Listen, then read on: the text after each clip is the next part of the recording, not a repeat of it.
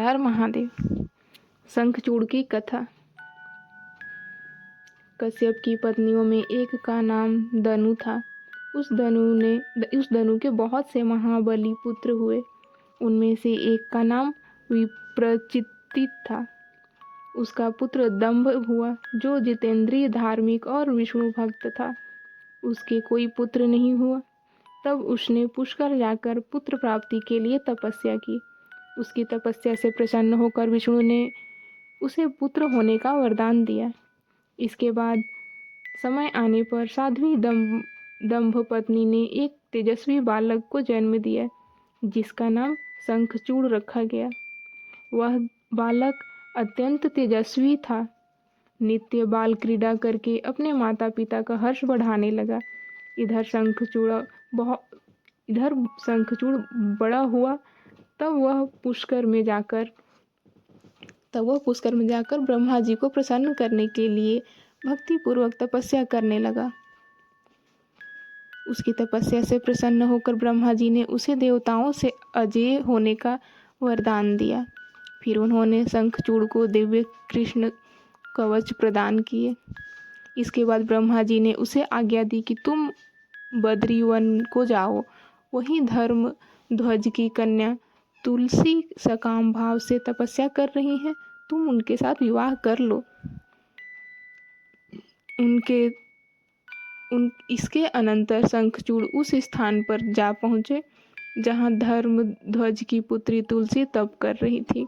तुलसी से वहाँ चंद्रचूड़ की वार्ता हुई और ब्रह्मा जी की आज्ञा से दोनों ने गंधर्व विवाह कर लिया। इसके बाद शुक्राचार्य जी द्वारा शंखचूड़ का राज्याभिषेक हुआ।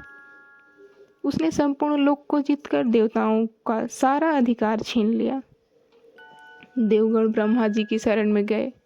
ब्रह्मा जी समस्त देवताओं के साथ भगवान विष्णु की स्तुति करने लगे। भगवान विष्णु ने कहा, कमल योनि मैं शंखचूड़ का सारा वृतांत जानता हूँ। पूर्व जन्म में यह गोप था। गोलोक में मेरे ही रूप श्री कृष्ण रहते हैं। वही गोप इस समय शंभु की इस लीला से मोहित होकर शापवश अपने को दुख देने वाली दानवी योनि को प्राप्त हो गया है। श्री कृष्ण ने पहले से ही रुद्र के त्रिशूल से इसकी मृत्यु निर्धारित कर दी है। ऐसा जानकर तुम्हें भय नहीं करना चाहिए। यूँ कहकर ब्रह्मा सहित विष्णु शिवलोक को गए और भगवान शंकर की स्तुति करते हुए बोले, दीनबंधु, हम दोनों की रक्षा कीजिए। श्री शंकर ने सबको आश्वस्त करते हुए कहा, हे देवगण, तुम अपने अपने स्थान को लौट जाओ। मैं निश्चित ही शंखचूड़ का वध कर डालूंगा। महेश्वर के इस वचन को सुनकर समस्त देवताओं को परम आनंद हुआ। उधर महारुद्र ने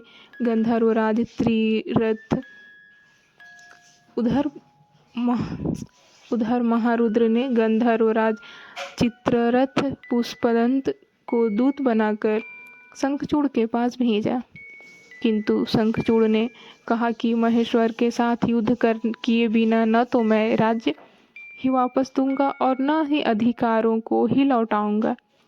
शिवदूत पुष्पदंत ने लौटकर अपने स्वामी महेश्वर को शंखचूड़ की सारी बात सुना दी। भगवान रुद्र ने अपनी सेना के साथ युद्ध के लिए प्रस्थान किया।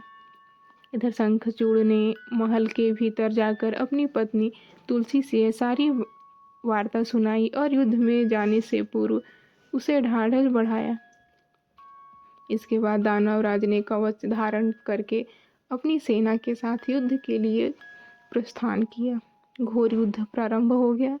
उसी समय आकाशवाणी हुई, जब तक इस शंखचूड़ के हाथ में श्री हरि का परम उग्र कवच वर्तमान रहेगा और इसकी प्रतिवता पत्नी तुलसी का सतीत्व अखंडित रहेगा, तब तक इस पर जरा और मृत्यु अपना प्रभाव नहीं डाल सकती है। हे जगदीश्वर शंकर, ब्रह्मा के इस कवच को सत्य कीजिए। शिवजी ने उस आकाशवाणी को सुनकर उसे स्वीकार कर लिया और विष्णु को इस कार्य के लिए प्रेरित किया।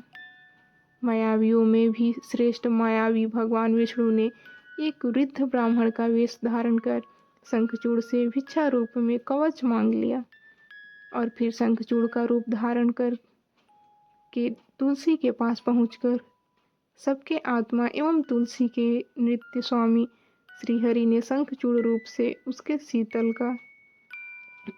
सील का हरण कर लिया।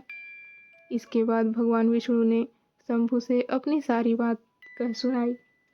तब शिव जी ने शंखचूड़ के वध के निमित्त अपना उदित त्रिशूल शंखचूड़ के ऊपर छोड़ा, जिसने उसी क्षण उसे राख की ढेरी बना दिया।